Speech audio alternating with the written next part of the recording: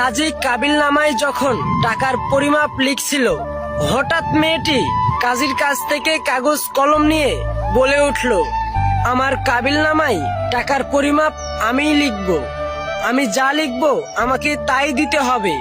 গরিব ছেলেটা মেয়েটিকে প্রচুর ভালোবাসতো, তাই মেয়েটি যেটা বলল সেটাই মেনে নিল। আর দরদ ভরা কণ্ঠে বলে উঠল, এমন কিছু লিখো না যা দেওয়ার স্বার্থ আমার নেই। আমি গরিব হতে পারি, কিন্তু তোমাকে কখনোই ছেড়ে যাব না। মেয়েটা ছেলেটিকে চোখ রাঙিয়ে টাকার জায়গায় টুকটুক করে লিখে দিল ছেলেটির নাম, আর সবার সামনে চিৎকার করে বলতে লাগলো, যদি আমায় কোনোদিন ছেড়ে যায় তাহলে দেনমোহর হিসেবে আমি ওকে নিয়ে যাব।